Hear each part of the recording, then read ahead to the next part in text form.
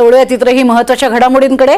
प्रशांत कोरटकरवरती कोर्टात सुनावणी सुरू असून कोर्टाकडे पोलिसांनी कोरटकरच्या 7 दिवसांची कोठडीची मागणी केली आहे। कोरटकरनं शिवरायांचा अवमान केलाय अशी पोलिसांनी माहिती दिलेली आहे। कोरटकरनं आक्षेपार्ह वक्तव्य केली आहेत। पत्नीच्या माध्यमातून कोरटकरनं पोलिसांना मोबाईल दिला अशी ही माहिती पोलिसांनी दिली आहे। स्वतः कोरटकरनं खरं तर येणं अपेक्षित होतं, मात्र तरीही पत्नीच्या मार्फत मोबाईल देण्याचं काम केलंय। गुन्हा दाखल झाल्यापासून कोरटकर फरार होता अशी ही माहिती पोलिसांनी दिली आहे। आरोपीनं त्याच्या मोबाईलमधनं धमकी दिली असं असीम सरोदे यांनी सुद्धा म्हटलंय आणि त्याचा मोबाईलमधनंच आक्षेपार्ह वक्तव्य केली गेलेली आहेत असंही असीम सरोदे यांनी आपल्या वक्तव्यात म्हटलेलं आहे। तर आरोपीला ज्यांनी सहकार्य केलेलं आहे त्यांचीही चौकशी करा अशी मागणी ही युक्तिवादावेळी करण्यात आलेली आहे। पोलिसांनी आता 7 दिवसांची पोलीस कोठडी मागितलेली आहे। कोरटकरच्या विरोधात अनेक महत्त्वाचे दोषारोप हे पोलिसांनी ठेवलेले आहेत। आरोपीनं मोबाईलमधला आधी डेटा डिलीट केला आणि त्यानंतर हा सगळा मोबाईल जो आहे तो पोलिसांच्या स्वाधीन केलेला होता।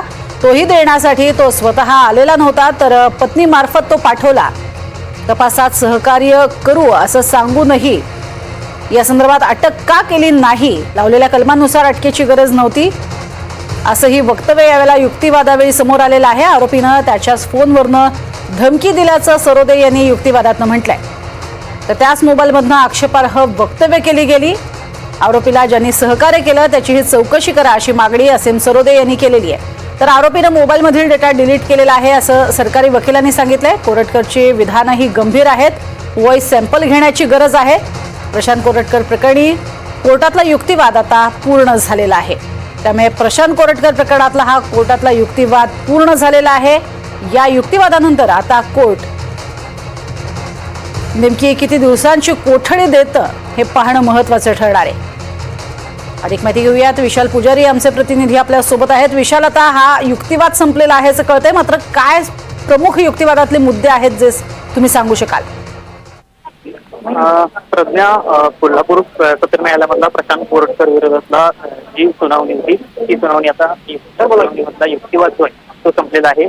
आरोपी वकील सौरभ घाग आणि फिर्यादी वकील असीम सरोदे यांच्याकडून युक्तिवाद जो आहे तो करण्यात आला। याच्यामध्ये आरोपी वकील सौरभ घाग यांच्याकडून काही मुद्दे जे आहेत ते अधोरेखित करण्यात आलेले आहेत। त्याच्यामध्ये हा जो गुन्हा आहे दाखल गुन्हा जो 7 वर्षांच्या आतील शिक्षेचा गुन्हा असल्यामुळे कलमानुसार त्याला अटक करणं बंधनकारक नव्हतं असं जो युक्तिवाद आहे तो घाग यांच्याकडून करण्यात आला। त्याचबरोबर घाग यांनी आणखी एक महत्वाचं म्हणजे सर्वोच्च न्यायालयाच्या काही दाखल्यांचा उल्लेख जो आहे तो या युक्तिवादादरम्यान केलेला आहे। आणि सगळ्यात महत्वाचं म्हणजे इंद्रजित सावंत यांनी रात्री 12 वाजता फोन आल्यानंतर ती याबाबतची पोस्ट जी आहे ती पहाटी केली आणि त्याच्यानंतर गुन्हा दाखल केला असा एक महत्वपूर्ण जो युक्तिवाद आहे तो देखील मांडलेला आहे। त्यामुळे इंद्रजित सावंत असतील किंवा या संपूर्ण प्रकरणाला काय नेमकं वेगळं वर नेण्याची सुद्धा शक्यता जायची पाहायला मिळते। आणि सगळ्यात महत्वाचं म्हणजे या सगळ्या प्रकरणामध्ये पोलिसांनी कुठेतरी प्रशांत कोरटकर याला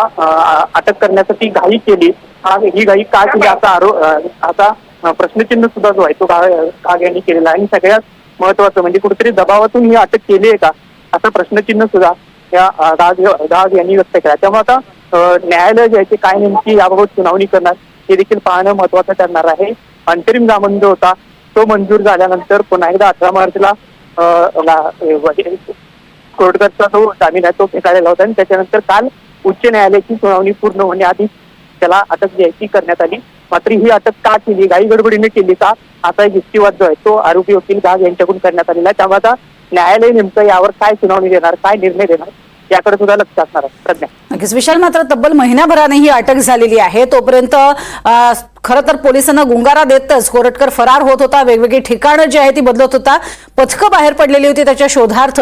या सगळ्या संदर्भात असीम सरोदेंनी काही युक्तिवाद केला होता का आणि त्यावरती आता न्यायालयाची नेमकी टिप्पणी काय?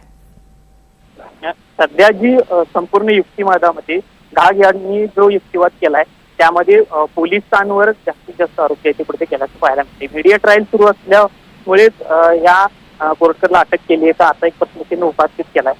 सरोदे यांनी यापूर्वीच सांगितलेलं होतं की या सगळ्या प्रकरणामध्ये कोणत्या तरी पोलिसाचा हात आहे का याची चौकशी सुद्धा करावी असा एक मुद्दा जो आहे तो कुठेतरी उपस्थित केलेला होता। आणि त्याच्यानंतर आज ही सुनावणी जी आहे आता संपली, तर न्यायालय नेमका काय निर्णय देणार याकडे लक्ष लागलेलं आहे. आरोपी वकील सौरभ घाट यांनी जे युक्तिवाद केले त्या युक्तिवादामध्ये पोलिसांवर काही आक्षेप नोंदवले आहेत. ही अटक करणं गरजेचं नव्हतं, बंधनकारक नव्हतं, तरी देखील ही अटक केलेली आहे असा एक जो युक्तिवाद आहे तो केला. त्यामधला नेमकं आता काय नेमकं यावं या प्रकरणात न्यायालय सुनावणी देणार हे देखील पाहणं महत्वाचं असणार आहे.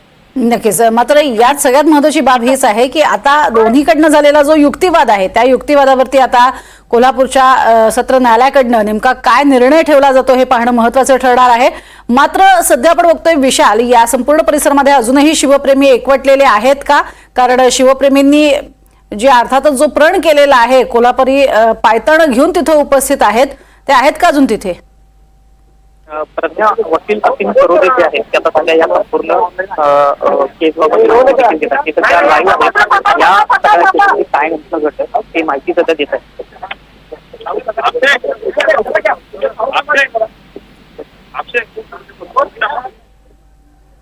असीम सरोदे हे प्रतिक्रिया देत आहेत. असीम सरोदे हे झालेल्या युक्तिवादासंदर्भात आता माहिती देतील.